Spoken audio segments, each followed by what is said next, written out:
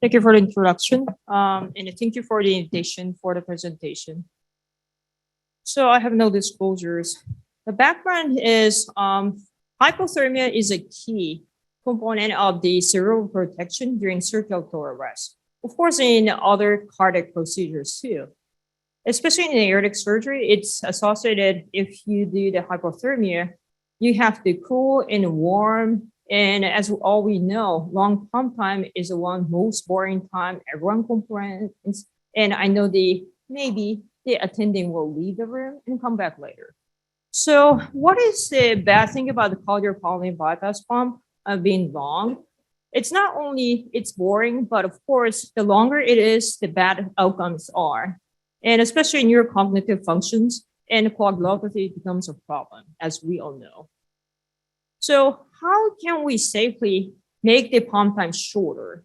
In another word, we kind of focus on the cooling and warming. So evidence of rewarming, I'm sure everyone has looked at all these papers. These are that many papers that says rewarming, make sure to keep it within 10 degrees to free the arterial and venous. Then how about the cooling? I know the guideline says the 10 degrees within the arterial and venous return temperatures, but actually when you look at the paper, it's all back in the 1960s that said cooling faster is a bad thing. And all the paper data was only the animal studies. So the first paper said rapid cooling is bad, is back in 64, and it's a dog model. And they use a 30-minute circulatory arrest. It's just a hypothermia, no cerebral perfusion. And the motor, not the motor, the oxygenator they use is a rotating disc, which you never use nowadays. So other model that actually showed in 1999, it's still more than 20 years ago. This is a one in a piglet models. So you can see the gaseous emboli and significantly less in the oxygenator we use it nowadays compared to, I don't even know what the bubble oxygenator is, but nowadays it's a lot better. So embolus count was greater associated with the lower rectal temperature. So it was associated with the temperature itself in this paper, but the temperature gradient did not show any effect. So where's the evidence? The same year, there was a paper came out. So I had a really difficult time interpreting this paper. It's a dog model again. It's a little bit larger number, but still 8. And at the end, they found rapid cooling did not cause emboli, but maybe the gradient is still questionable. So guidelines, again, I already said, the temperature gradients between the arterial outlet and the venous inflow on the oxygenator during the pump cooling should not exceed 10 degrees to avoid generation of gaseous emboli. It's class 1. If you hear class 1, it's something you have to follow. But if you look at the level C, it's expert opinion. Case studies or standard care means it's not based on real evidence. So just like I showed you the couple of papers, those are like decades ago, maybe a lot more, almost like half a century ago, and all animal models. So I would say this 1C is just a general agreement and not the actual evidence. So here we look at our data from January 1991 to December 2020. And look back the proximal aortic surgery with hypothermic circulatory arrest.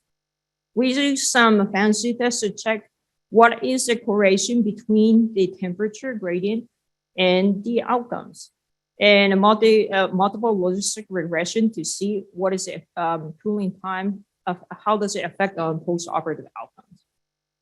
So actually we do, I didn't mention this, but we look into the the cooling time, and we made it into 4 groups according to the quartiles. And so the reason we can do it is around the end of the 1990s, our surgeon, I'm sure someone would know Dr. Safi, he had zero tolerance waiting. So he started saying, why don't we just cool fast, cool faster, and cool hard. So that's the reason we started having the short cooling time for circulatory arrest. So this is a video showing how we set up our circuit. We typically use a SVC and IVC cannulation, and we switch that to also we have the arterial cannulation as usual. And you can see the cooler box here that's usually set at the 0 at the beginning. And after the circulatory arrest, we clamp here and change it to the retrograde cerebral perfusion.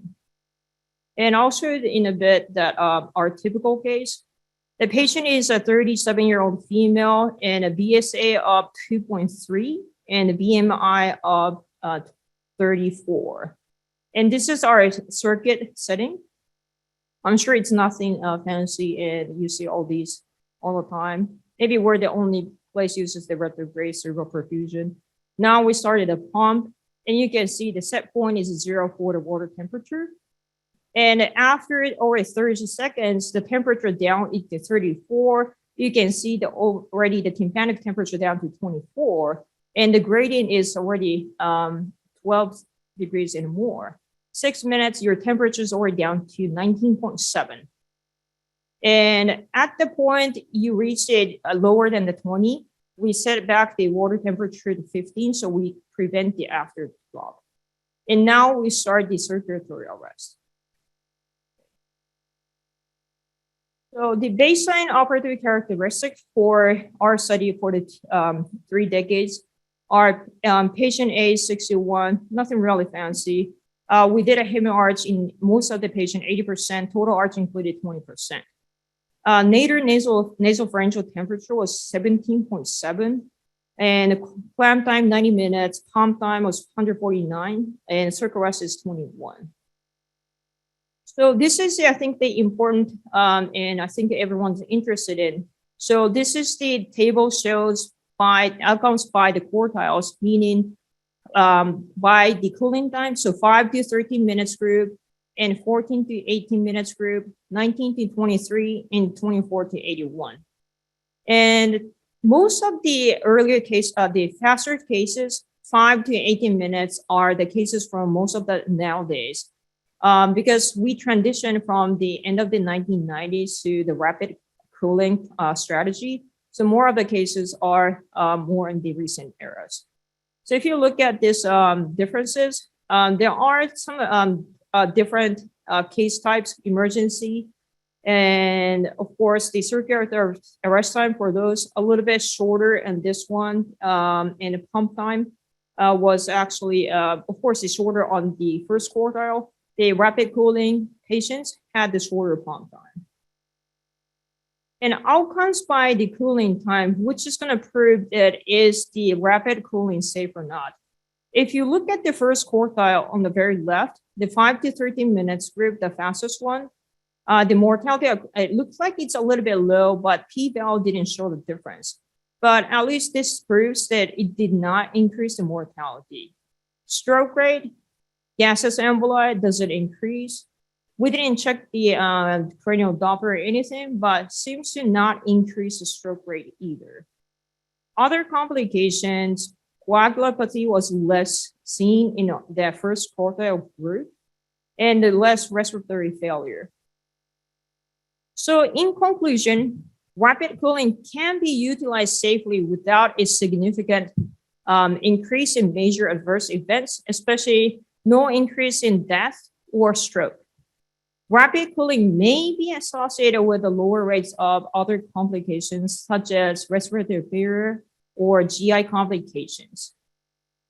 And thank you for your listening, and thank you for our team, Mike, Brandon, Michelle, Jamie, and Kelsey for always supporting us and making our case shorter.